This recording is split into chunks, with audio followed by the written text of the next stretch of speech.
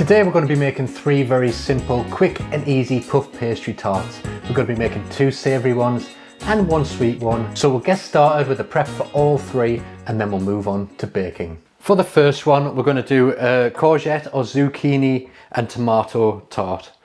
So we'll start by preparing the courgette, and I like to just take the ends off and then slice on a nice angle about half a centimetre thick. So you end up with a shape that looks like this.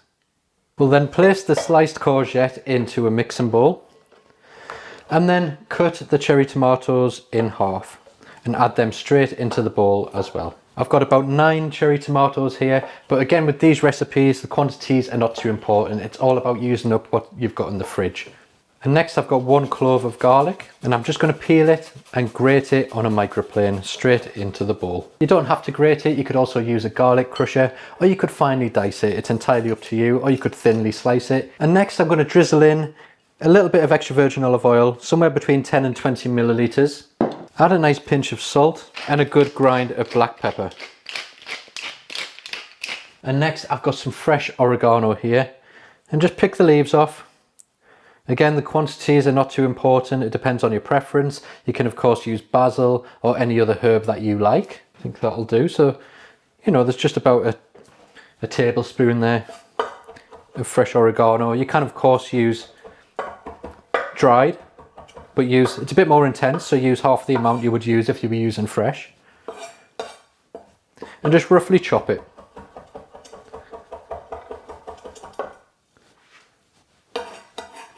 And place that straight into the bowl. And we're now just going to mix those ingredients together until everything is fully coated. And that's our main topping, nicely seasoned up. So we're going to place that to one side and we'll make a quick tomato sauce to go with it. So I've got 100 grams of tomato passata. Just get the best quality you can get, just a nice smooth tomato sauce. And then we're going to simply season that up with a little bit of salt, black pepper, and then I'm going to add some fresh basil. So again, I've just got a few leaves here, not too much. And I'm not going to over chop this. I'm just going to bunch them together and then chiffonade it, which is a fancy word for thin strips. Now we'll add our basil into the sauce and give everything a good mix around.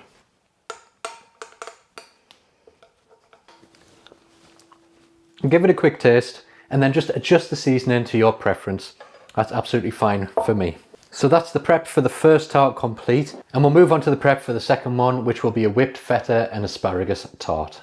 So we'll begin by making the whipped feta, and for that I have got 100 grams of feta cheese, and I'm going to crumble that straight into a food processor.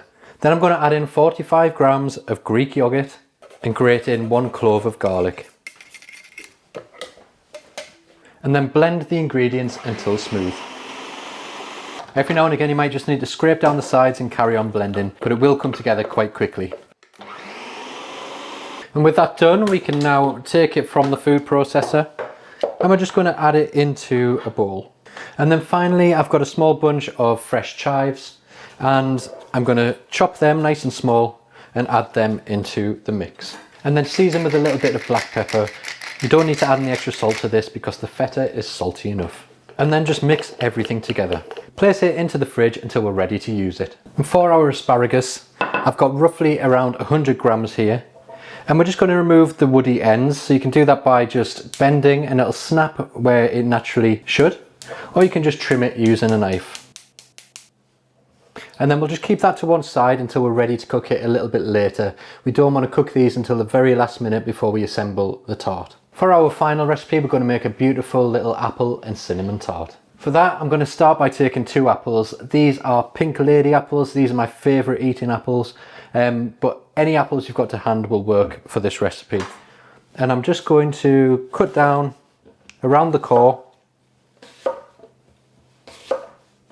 and then cut them into slices. It's entirely up to you if you want to leave the skins on or take them off. I like how they look and I like how they taste, so I'm happy to leave them on, but it's completely up to you.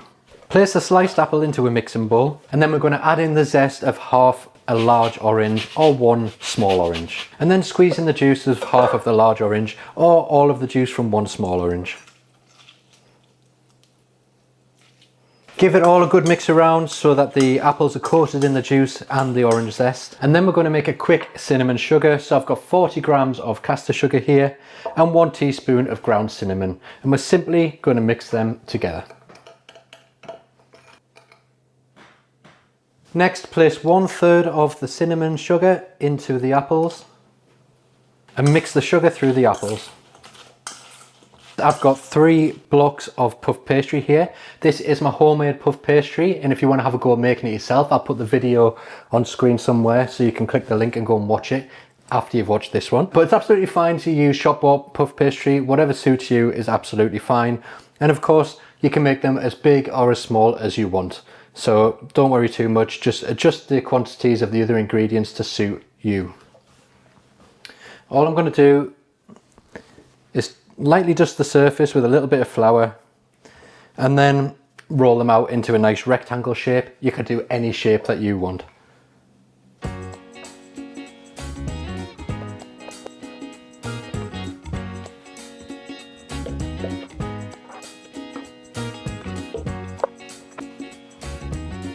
When you're rolling it, just make sure to turn it every so often so it doesn't stick to the surface, and use extra flour if you need it.